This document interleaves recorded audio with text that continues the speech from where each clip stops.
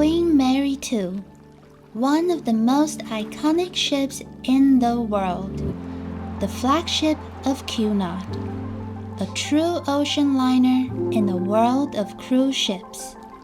And today, she takes center stage in our latest episode of The Ship Files. We're taking you through the ship and all her grandest spaces, from the legendary Queen's Room to the magnificent Britannia restaurant. Along the way, we'll stroll the wraparound promenade deck and discover the hidden corners that make this ship so special. But this isn't just a standard ship tour. This is about capturing Queen Mary II as she is right now, just before she undergoes a massive transformation. During this episode, we will also break down the expected changes to come and what they could mean for the future of this one-of-a-kind liner. Now, let's step on board.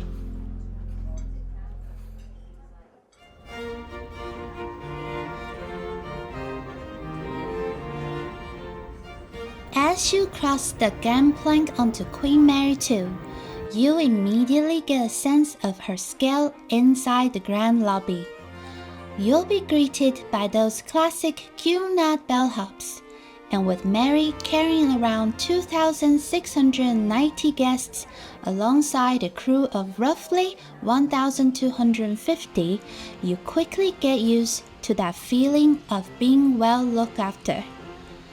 The generous 2-to-1 ratio is a big reason why the service on board feels so attentive. Spanning 3 levels with sweeping, symmetrical staircases, the grand lobby is a spectacular space and the ideal spot for those formal night photos. It's also the best place to orientate yourself. With Queen Mary II featuring such a maze of corridors, returning here lets you reset your bearings before exploring further. Down on deck 2, the lobby houses the purser's desk alongside a relaxed seating area that hosts live music throughout the voyage. It is also the home to Mary's casino. Heading up to deck 3 is where the ship really begins to open up. Here you'll find most of the main shops on board, alongside seamless access to various bars and restaurants, including the champagne bar. Branching off from this central hub are walkways, corridors, and even a few unique inside view atrium cabins that we'd love to test out ourselves one day.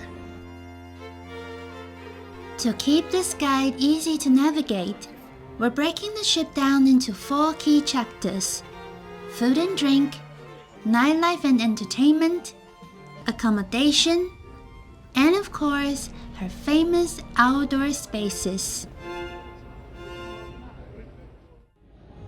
Since we're already on deck 3, let's continue our tour with food and drink. Just steps from the grand lobby lies the entrance to the ship's main dining venue, the Britannia restaurant. Without doubt, this is one of the most important spaces on any Cunard vessel. Unless you are staying in a grill suite, this will be your primary dining room throughout the voyage, and stepping inside for the first time is a genuine moment. It is simply magnificent. Open for breakfast, lunch, and dinner, Britannia provides a different ambience depending on the time of day. It delivers a grand, electric atmosphere on gala evenings, alongside a far more relaxed setting for a quick bite during the afternoon. The food on our latest cruise was good, particularly when it came to the evening menus. If you're booked at the Britannia Club level, you'll also dine here, albeit in your own private section of the room. To get that classic, traditional Cunard voyage feeling, spending an evening in the Britannia is essential.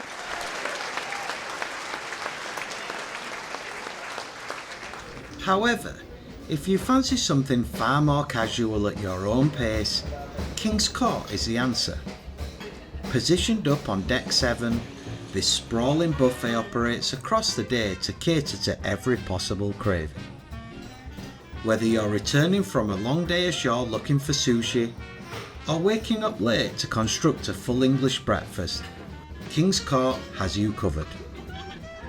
Tucked right away at the end of the buffet line is a lesser known gem that many passengers overlook, the Chef's Galley. By day, it serves up quick hot dogs and burgers. Come evening, it transforms into a quiet sit-down venue, serving made-to-order pizza and pasta, with no formal dress code required. It quickly became one of our absolute favourite spots on board. Down on Deck 3, the Golden Lion pub offers British classics like fish and chips, cheese toasties, and Scotch eggs, of which most are included in your cruise fare. Another great spot for a bite is the Carinthia lounge on Deck 7, which serves small platters throughout the day, sometimes with local flavor or two in the mix. For a true specialty dining upgrade, the Verandah Steakhouse delivers top-tier steaks and seafood for an extra charge. Then, of course, we come to a signature ritual unique to the world of Cunard. Afternoon tea in the Queen's Room is a genuinely magical experience. The sense of occasion, the white glove service, the live orchestra, and the food all combine perfectly. This has to be one of the finest ways to enjoy afternoon tea anywhere in the world, on land or at sea. Much like a formal night in Britannia, experiencing afternoon tea in the Queen's Room is an absolute must. Finally, for casual drinks and light snacks throughout the day, you'll find plenty of smaller options scattered across the decks, including Sir Samuel's coffee bar.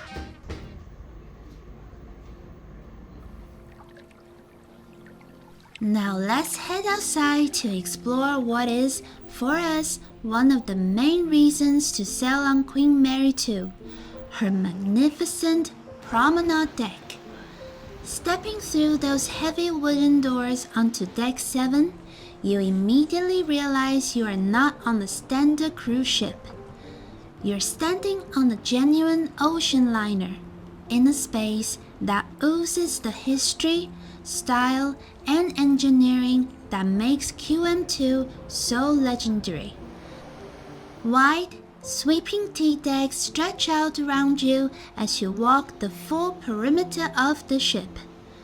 On our recent voyage through the Norwegian fjords, this deck quickly became the star of our show.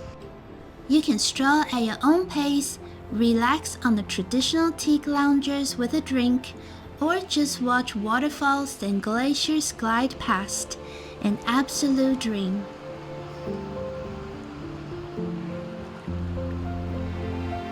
Following the deck around to the stern brings you to one of the finest viewpoints on the entire vessel.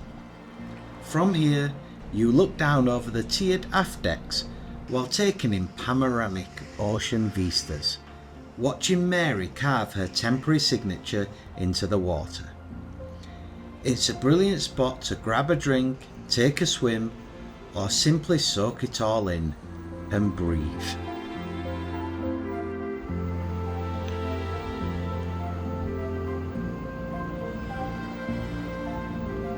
Heading forward along the promenade reveals another fantastic vantage point. Passing between the massive propeller blades mounted on deck, you can look out directly over her bow and see where the voyage is heading next. Walking this deck easily earns a spot alongside afternoon tea in the Queen's Room and formal night in the Britannia as an essential Cunard experience. Just above on Deck 8, you'll find the Terrace pool and Terrace bar. Featuring shelter seating and its own dedicated bar, it's another fantastic, relaxed nook at the back of the ship. Climbing higher up on the vessel brings you to the observation deck forward on Deck 11, a hot spot for passengers taking in views as we navigated the fjords. The upper decks also house outdoor sports facilities, including shuffleboard, pickleball, and golf driving nets. Interestingly, these top decks are one part of Queen Mary 2 that are set for major changes in her upcoming refit, but we'll come back to that later in the episode.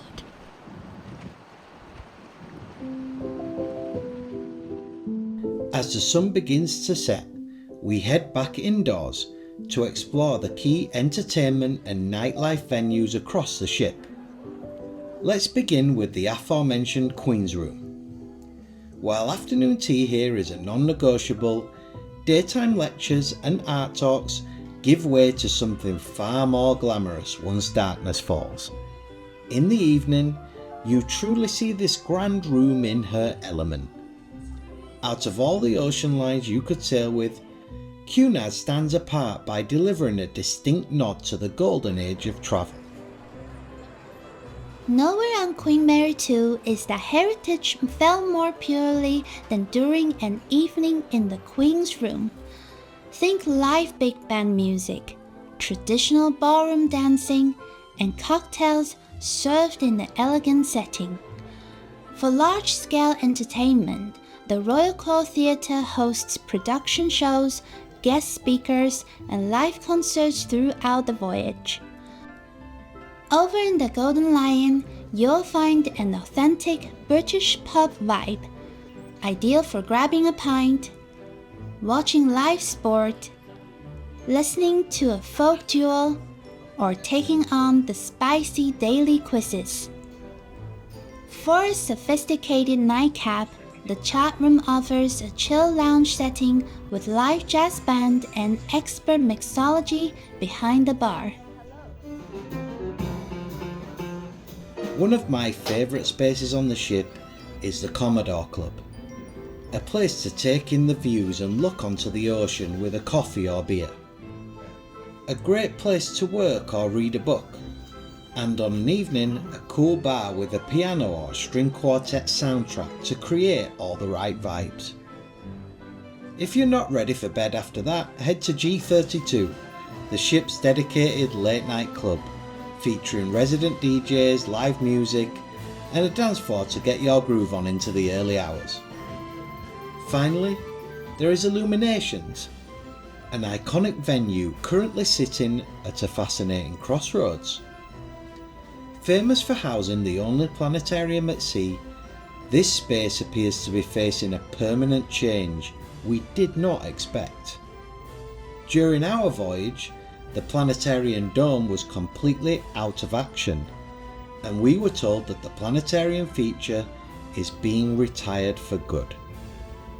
While the auditorium still functions as a lecture hall by day and cinema by night, Cunard is widely expected to reimagine this beautiful space in the upcoming refit.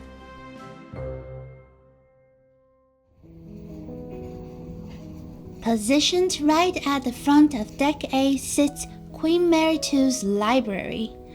Holding one of the biggest book collections at sea, it's an iconic part of what makes Mary, well, Mary.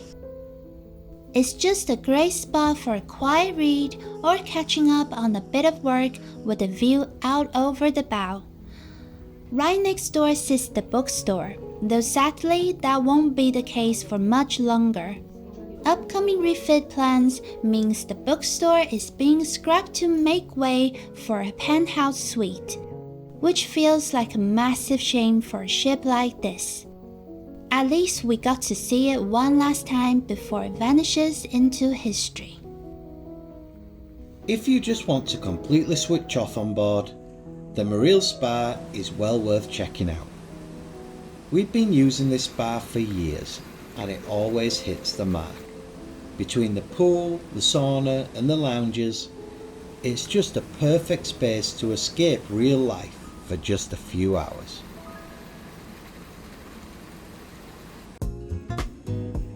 Now let's take a look at accommodation on QM2.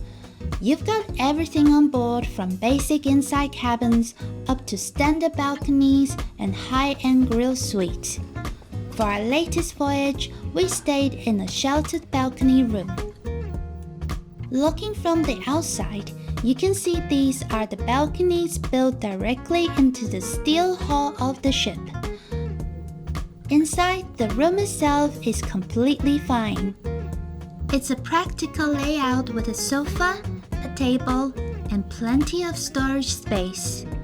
You also get your standard essentials, including a mini fridge, kettle, and hairdryer. What Mary is starting to show her age is the bathroom, which feels fairly tight and still sports a traditional fabric shower curtain. The balcony itself, though, is the main reason to book this room. While you don't get the uninterrupted view of a full glass balcony, the sheltered version keeps you well covered on rougher transatlantic crossings. And for us, sitting out there with a hot cuppa watching the fjords glide past was absolute magic.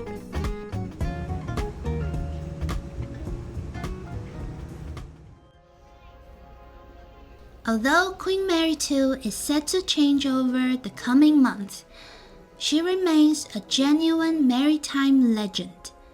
Her iconic Queen's Room, sweeping promenade deck, and grand dining rooms are still an absolute must-experience for any travel lover. It is a real shame to see some of these classic features go. Losing the bookstore alongside the closure of the planetarium makes it feel like the original layout of QM2 is being lost bit by bit. The addition of new cabins replacing open deck space up on deck 11 is another big point of contention for seasoned fans. Yet despite these upcoming shifts, she remains a deeply special ship. She is a vessel steeped in nostalgia, grandeur, and an intangible magic that modern cruise ships simply cannot match. It's an experience everyone should try at least once, just to see what a completely different way of ocean travel feels like. Having spent over 100 nights on board Mary across 15 years, we will never tire of making new memories on her. Our recent trip through the Norwegian fjords was just the latest chapter in a long line of great voyages, and we can't wait to see what our next adventure on board this legendary ocean liner brings. We're about to record our Q&A episode for Queen Mary 2, so if you have any questions, please leave them in the comments and we'll add them to the list. We also have a range of episodes of the Ship Files on this channel, so check them out. You can also watch the full feature film of our Fjords cruise on QM2 here. But for now, farewell, and we will see you again soon.